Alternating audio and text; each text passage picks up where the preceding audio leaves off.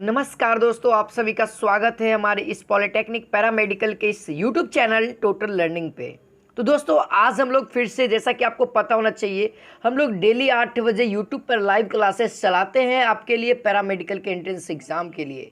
तो जो लोग हमारे लाइव क्लास को नहीं ज्वाइन किए तो आप लोग प्रतिदिन 8 बजे हमारे इस चैनल पर आइए और लाइव क्लास का आनंद उठाइए, ठीक है। और यहाँ पे आज हम लोग दोस्तों हिंदी का मोस्ट इंपॉर्टेंट क्वेश्चंस को करने वाले, ठीक है। हिंदी का मोस्ट इंपॉर्टेंट 15 क्वेश्चंस को करने वाले हैं। जैसा कि आप सभी को पता होना चाहिए, डेली यहाँ पे क्लासेस चलती है, तो आप सभी लोग डेली जुड़िए हमारे साथ। और प्रत्येक क्लास का पीडीएफ पाना है तो आप हमारे टेलीग्राम चैनल से ज्वाइन हो सकते हैं। टेलीग्राम पे सर्च करिए टोटल लर्निंग और ज्वाइन करिए दोस्तों। वहाँ पे आपको पीडीएफ प्लस में क्यूज प्लस में एक्स्ट्रा स्टडी मटेरियल मिलते रहता है। तो चलिए जल्दी जल्दी से हम लोग शुरू करते हैं। और जो लोग अभी तक से नहीं जुड़े हैं उनके पास आप लोग वीडियो को शेयर कर दीजिए, लाइक कर दीजिए जो लोग लाइक नहीं किए हैं। चलिए क्वेश्चन नंबर 1 आ रहा है। आई होप आप सभी लोग तैयार होंगे जी। क्वेश्चन नंबर 1 यहाँ पे कहता है, आपके स्क्रीन पे आ चुका है और कहता है चरण कमल कौन सा समास है जी। ये आपके 5 नंबर एग्जाम में दिलाएगा जी। 5 नंबर के लिए आपका है। ऑप्शन नंबर ए कहता है तत्पुरुष, ऑप्शन नंबर बी कहता है कर्मधारय, ऑप्शन नंबर सी कहता है बहुव्रीहि, ऑप्शन नंबर डी कहता है द्विगु। कौन सा राइट होगा जी? चरण कमल। 5 नंबर आपको एग्जाम में दिलाएगा। यदि सही बताते हैं तो, यदि गलत बताते हो तो आपके एग्जाम में एक भी नंबर नहीं काटा जाएगा। तो यहाँ पे हम लोग केबीसी खेल रहे हैं दोस्तों। जल्दी जल्दी से आ जाइए, जल्दी जल्दी से सभी का आंसर आना चाहिए। तो चलिए यहाँ पे आंसर देख लीजिएगा, मिलाइएगा सभी लोग। तो यहाँ पे आंसर ऑप्शन नंबर बी कर्मधारय हो जाएगा। सर कर्मधारय कैसे होगा? तो याद रखिए कर्मधारय कहता है कि जो भी वर्ड रहेगा यहाँ पे क्या करेगा? विशेषता बताएगा। जैसे सेकंड पद क्या बताएगा? विशेषता बताएगा। तो यहाँ पे क्या कहता है? चरण। चरण यानी कि पैर, और पैर हमारा किसके समान होना चाहिए? तो कमल के समान। तो यहाँ पे क्या हो रहा है? तो पैर की विशेषता बताई जा रही है कि वह कमल के समान कोमल है। तो यहाँ पे क्या हो जाएगा? यदि विशेषता बताया जाए तो वहाँ पे हम लोग कर्मधारय का यूज करते हैं, ठीक है। बहुत ही कॉमन बात है दोस्तों। आई होप आप सभी को पता होगा और सभी का सही आंसर आ रहा होगा। सही आंसर ही करिएगा क्योंकि लास्ट में आप सभी को कमेंट में बताना है कि आप सभी का कितना में कितना सही हुआ है, लास्ट में बताना है। क्वेश्चन नंबर 2 आपके स्क्रीन पे आ चुका है जी। 5 नंबर दिलाएगा, रेडी हो जाइए। कहता है जिसकी उपमा न हो उसे क्या कहते हैं? उसे हम लोग कहते हैं, ऑप्शन नंबर है उपमेय, ऑप्शन नंबर बी है अनुपम, ऑप्शन नंबर सी है अनुपममय, ऑप्शन नंबर डी है उपमान। 5 नंबर दिलाएगा, ध्यान रखिएगा, सही आंसर बताइएगा। क्योंकि आपको जो भी हिंदी से क्वेश्चन आता है 15 MCQ आता है, 15 क्वेश्चन आता है और 15 पचे 75 नंबर का होगा। 75 नंबर का आपका एग्जाम होगा। तो सोच लीजिए आप सभी लोग। तो चलिए हम लोग देख लेते हैं इसका आंसर क्या हो जाएगा। तो इसका हो जाएगा जी ऑप्शन नंबर बी अनुपम, ठीक है। ये क्या है दोस्तों? ये अनेक शब्द के एक शब्द है। जिसकी उपमान न हो या उपमा न हो उसको हम लोग क्या कहेंगे? अनुपम कहेंगे। तो अब से याद रखना है। पेड क्लास वाले बच्चे यहाँ पे यदि जुड़े हुए हैं तो उनको मैं बता दूं कि ये सब क्वेश्चन आपको हमारे जो पीडीएफ दिया गया अनेक शब्द के एक शब्द व्हाट्सएप ग्रुप में, उसको आप सभी लोग देख लेना, ठीक है। क्योंकि वहीं से ही सब क्वेश्चन देखने को मिल रहा होगा। यदि उसको याद कर लिए, लगभग लगता है कि 500 के करीब उसमें अनेक शब्द के एक शब्द है। तो 500 याद करना पॉसिबल नहीं है। तो आप डेली मात्र 5 को याद करिए ना, 10 दिन में, समझ रहे, 50 को। धीरे धीरे कोटा बढ़ते चल जाएगा। चलिए, अगर जिनके पास भी अदर भी कोई स्टूडेंट है, यदि उनके पास यदि अनेक शब्द के एक शब्द है, पर्यायवाची शब्द का है, कोई भी है, तो आप सब लोग अभी से याद करना शुरू कर दो। डेली 5 गो 10 गो याद करो जी। क्योंकि जो हिंदी का है ना, हिंदी आपको मेरिट बनाएगा, अच्छा खासा रैंक लाने में कोशिश करेगा, ठीक है। हिंदी से ज़्यादा हार्ड क्वेश्चन नहीं आता है। खाली साइंस के पीछे मत पड़िए, साइंस के पीछे पड़िएगा तो एकदम बर्बाद हो जाइएगा। जो सब पे समान फोकस होना चाहिए, हिंदी, इंग्लिश, मैथ, ठीक है, साइंस, जीके पे भी। अंश का विशेषण क्या होता है? अंश का विशेषण क्या होता है जी? ऑप्शन नंबर ए है आंशिक, ऑप्शन नंबर बी है अंशिक, ऑप्शन नंबर सी है Anshita, option number D Ansham. तो विशेषण पूछ रहा है, याद रखिएगा अंश का विशेषण। मैंने विशेषण पढ़ा दिया है। तो चलिए देख लीजिए, विशेषण पूछ रहा है ना। तो विशेषण क्या कहता है भैया? आंशिक। यहाँ पे राइट आंसर हो जाएगा। आप सभी को साफ साफ दिख रहा होगा आंशिक। अंश का मतलब भाग और आंशिक का मतलब थोड़ा सा, उसका थोड़ा सा भाग, ठीक है, यानी कि ऑप्शन नंबर ए यहाँ पे राइट हो जाएगा। विशेषता बताना, विशेषण करने का मतलब अंश को क्या करना है, एक विशेषता के रूप में तोड़ देना है, यानी कि वो आंशिक भाग है। क्या है वो? आंशिक भाग है, यानी कि थोड़ा सा भाग है, ठीक है। चलिए अब हम लोग क्वेश्चन नंबर 4 की ओर बढ़ते हैं। क्वेश्चन नंबर 4 कहता है नवग्रह कौन सा समास है जी? नवग्रह कौन सा समास है? ऑप्शन नंबर ए है तत्पुरुष, ऑप्शन नंबर बी है नेज, ऑप्शन नंबर सी है बहुव्रीहि, ऑप्शन नंबर डी द्विगु।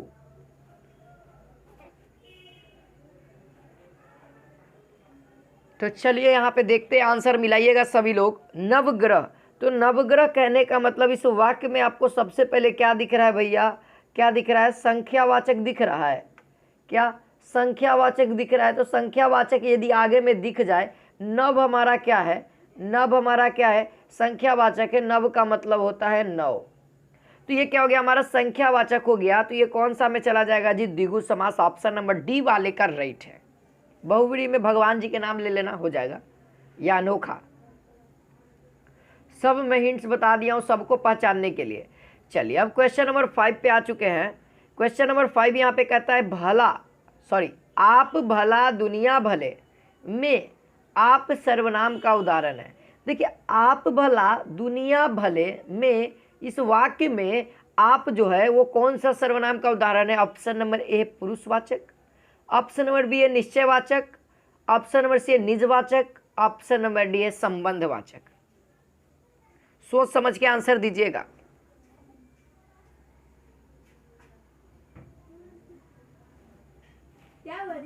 चलिए यहाँ पे आंसर देखते हैं।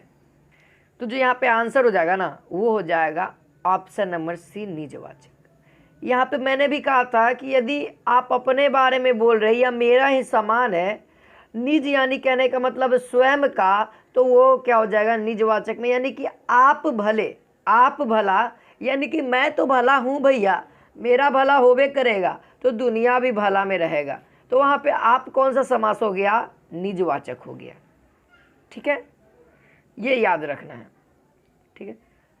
अब कोई स्टूडेंट बोलेंगे मेरे क्लास वाले कि सर पुरुषवाचक में भी तो यही है, आप कह रहे थे, तो आप हमारा पुरुषवाचक है। तो बाबू यहाँ पे ध्यान दो, आप सभी लोग इस वाक्य पे डिपेंड करो। वाक्य पे डिपेंड करता है कि वह पुरुषवाचक होगा या निजवाचक होगा। जैसे यदि वाक्य में रहता आप बहुत अच्छे हैं, आप बहुत अच्छे हैं, तो यहाँ पे जो सारा गाज गिर रहा है ना, इस वाक्य का गाज जो गिर रहा है वो सारा आप पे गिर रहा है। तो यहाँ पे जो ये हो जाएगा, ये क्या हो जाएगा? मध्यम पुरुष का हो जाएगा। मैंने बताया था यदि आपके सामने वाले में किसी की भी बात कर रहे हो, आप, तुम लोग, तो वो सामने हमारे खड़ा है तब हम लोग बात कर रहे हैं, तो वो क्या हो जाएगा? हमारा मध्यम पुरुष में हो जाएगा। चलिए अब हम लोग क्वेश्चन नंबर 6 की ओर बढ़ते हैं। क्वेश्चन नंबर 6 कहता है कान भरना मुहावरे का अर्थ क्या है? कान भरना मुहावरे का अर्थ क्या है? ऑप्शन नंबर ए है कान में तेल भरना, ऑप्शन नंबर बी है शिकायत करना, ऑप्शन नंबर सी है उपदेश देना, ऑप्शन नंबर डी है मंत्र देना।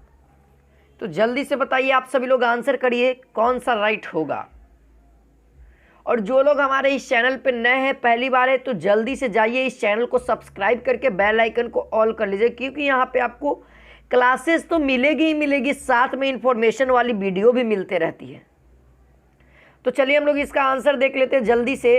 तो यहाँ पे जो इसका आंसर हो जाएगा ना, वो हो जाएगा ऑप्शन नंबर बी शिकायत करना, ठीक है। जो लोग शिकायत करना बता रहे हैं, यानी कि ऑप्शन नंबर बी राइट है। कान भरना यानी कि दूसरे के प्रति, इसको जैसे कोई एक व्यक्ति है, ये कोई व्यक्ति है, इसके प्रति हम क्या कर रहे हैं? दूसरे में कान भर रहे हैं। किसके प्रति? ए वाले के प्रति, कि ए इतना खराब है, ई काम करता है, वो काम करता है। हम इस व्यक्ति को बता रहे हैं, इस व्यक्ति को बता रहे हैं, तो क्या कर रहे हैं? हम कान भर रहे हैं किसके खिलाफ? ए के खिलाफ। तो यानी कि ए के खिलाफ हम शिकायत कर रहे हैं। अब वो गलत शिकायत हो चाहे सही शिकायत हो, वो डिपेंड करता है मेरे ऊपर कि हम क्या शिकायत बता रहे हैं, ठीक है। तो ध्यान रखना है अब से। चलिए क्वेश्चन नंबर 7 यहाँ पे कहता है मेघ के समान गर्जन करने वाले को क्या कहते हैं? मेघ के समान गर्जन करने वाले को हम लोग क्या कहते हैं? ऑप्शन नंबर ए है मेघ, ऑप्शन नंबर बी है मेघनाथ, ऑप्शन नंबर बी है मेघनाद, ऑप्शन नंबर डी है बादल। तो चलिए फटाफट आंसर करिए जी। क्योंकि आपको बता दूं कि प्रत्येक क्वेश्चन के लिए आपको 30 सेकंड का ही समय दिया जाता है। 30 सेकंड में दोस्तों आपको गर्दा मचा देना है। तो चलिए हम लोग इसका गर्दा मचा देते हैं क्वेश्चन नंबर 7 का। तो यहाँ पे ऑप्शन नंबर सी जो बता रहे हैं मेघनाद, यहाँ पे राइट आंसर हो जाएगा। मेघ के समान गर्जन करने वाले मेघनाद कहलाते हैं। ठीक है, तो याद रखना है आपसे। चलिए जी, क्वेश्चन नंबर 8 यहाँ पे कहता है निम्नलिखित में उभयलिंगी कौन सा शब्द है। भैया उभयलिंगी कौन सा शब्द है? ऑप्शन नंबर ए है महत्व, ऑप्शन नंबर बी है आत्मा, ऑप्शन नंबर सी है हवा, ऑप्शन नंबर डी है जल।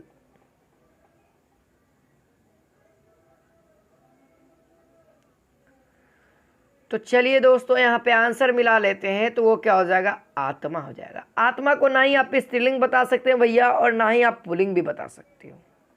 क्या? आत्मा को ना ही आप स्त्रीलिंग बता सकते हो और ना ही पुल्लिंग बता सकते हो। तो ध्यान रखना, आत्मा एक उभयलिंगी है, दोनों कहा जा सकता है, दोनों में इसका यूज होता है। चलिए अब हम लोग क्वेश्चन नंबर 9 की ओर बढ़ गए हैं। क्वेश्चन नंबर 9 कहता है दाल भात में मुसलचंद, दाल भात में मुसलचंद कहावत का सही अर्थ क्या कहता है? ऑप्शन नंबर ए है दाल पर चटनी, ऑप्शन नंबर बी है बिना मतलब का दखल देना, ऑप्शन नंबर सी है अतिथि आना, ऑप्शन नंबर डी है स्वादिष्ट भोजन। दाल भात में मुसलचंद यानी कि दाल भात में एक्स्ट्रा करके मिलना, यहाँ पे कहने का मतलब। देखिए अब मैं बता दिया हूँ, हिंट्स दे दिया आपको हम अपने से। देखिए जो लोग मेरा बात को पकड़ लिए होंगे वो आंसर सही बताएंगे। तो चलिए मिला ही लीजिए। जो लोग ऑप्शन नंबर बी बता रहे हैं वो सही है जी। बिना मतलब के दखल देना, आपको मतलब ही नहीं है तो आप बीच में काहे पढ़ रहे हो? यानी कहने का मतलब दाल भात में मुसलचंद काहे बन रहे हो जी बीच में जा करके? तो ऑप्शन नंबर बी यहाँ पे राइट हो जाएगा। ठीक है, आपको दोस्तों हम बता दें कि जो मेन टॉपिक है ना, जैसे कि मुहावरा, ठीक है मैं बता रहा हूँ, मुहावरा, मुहावरा हो गया, फिर उसके बाद पर्यायवाची शब्द हो गया, फिर उसके बाद अनेक शब्द के एक शब्द हो गया। ठीक है, अनेक शब्द के एक शब्द। विलोम शब्द तो खैर आसान आता है, उसको आप लोग प्रत्यय में चेंज करके, लेकिन विलोम शब्द को भी लिख देते हैं। ये सब जो चैप्टर है ना आपको, ये आपको याद करने वाला है। ये जो चैप्टर दिखना है मुहावरा लोग तख्तियाँ एक ही में, ये सब जो चैप्टर है ना आपको याद करने वाला है। तो इसको आपको डेली पढ़िए, 5 को पढ़िए, लेकिन डेली पढ़िए, एकदम कंठस्थ याद रहेगा। और देख रहे हो आपको डेली मॉडल सेट ला ही रहा हूँ हिंदी का, जिसमें आपको देखने को मिल ही रहा है। चलिए क्वेश्चन नंबर 10 आ गया, कहता है मुट्ठी गर्म होना मुहावरा का अर्थ क्या होता है? मुट्ठी गर्म होना मुहावरे का अर्थ क्या है? ऑप्शन नंबर ए है आग से गर्म होना, ऑप्शन नंबर बी है रिश्वत मिलना, ऑप्शन नंबर सी है हाथ मलना, ऑप्शन नंबर डी है एक प्रकार का व्यायाम।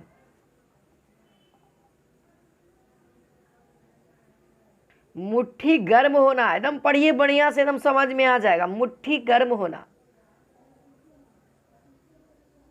तो चलिए देख लेते हैं इसका आंसर क्या हो जाएगा, मिलाइएगा। हाँ जी, जो लोग बी बता रहे हैं ना उनका राइट है रिश्वत मिलना। देखिए मैंने बोल रहा था कि मुट्ठी गर्म होना। एक आप लोग और भी सुने होंगे कहावत, पॉकेट गर्म करना। पॉकेट गर्म होना या करना, गर्म होना ही लेकर के चलते हैं, यानी कि पॉकेट में ढेर पैसा आवत है ना, गर्म हवा जी। हाँ, पॉकेट में ढेर पैसा है तब ना गर्म है। तो यहाँ पे क्या हो जाएगा? रिश्वत मतलब कि रिश्वत में क्या चीज़? सोना जेवरात मिलेगा, कि पहले पैसे मिलेगा, पेटी भर भर के पैसा मिलेगा। तो वही होता है, कहता है मुट्ठी गर्म होना यानी कि रिश्वत मिलना। डॉक्टरों में खूब रिश्वत मिलता है, तो ध्यान से आप सभी लोग पढ़िए और काम करिए। करोड़ों करोड़ों में रिश्वत जाता है डॉक्टर के। किडनी बेचो, आप लोग ऐसा काम मत करना, ठीक है? किडनी बेचे वाला, गलफर्रा बेचे वाला, तो ओकरों में पैसा खूब आता है, ठीक है? चलिए हम लोग चलिए क्वेश्चन नंबर 11 की ओर बढ़ते हैं। कहता है शब्द शक्तियों की संख्या। देखिए शब्द शक्ति जो है इसकी संख्या कितनी होती है? ऑप्शन नंबर ए है 2, ऑप्शन नंबर बी है 3, ऑप्शन नंबर सी है 4, ऑप्शन नंबर डी है 5। बुरा नहीं मानना जो मैं बोला हूँ कि किडनी वाला, ये सब ऐसे ही मजाक में कि चलते रहता है, क्लास में बोरिंग फील ना हो किन्हीं को। चलिए हम लोग देख लेते हैं इसका आंसर क्या हो जाएगा। इसका आंसर देख लो जी, ऑप्शन नंबर बी यानी कि 3 हो जाएगा। शब्द शक्तियों की संख्या कितनी है भैया? 3 है। तो अब से याद रखना है शब्द शक्तियों की संख्या अगर क्वेश्चन आ जाए तो 5 नंबर आपको केबीसी में हमने दे दिया। जो लोग सही बताएं भी उनको 5 नंबर लिखा गया, ठीक है? चलिए अब क्वेश्चन नंबर 12 कहता है उपमा अलंकार का उदाहरण है। जो उपमा हमारा अलंकार है दोस्तों, अलंकार आपको पढ़ना है इसी में, ठीक है। तो अलंकार यानी कि उपमा अलंकार कौन सा? ऑप्शन नंबर चंद्रमुख, ऑप्शन बी चांदनी, ऑप्शन नंबर सी प्रकाश, ऑप्शन नंबर डी चांद। तो कौन सा राइट होगा?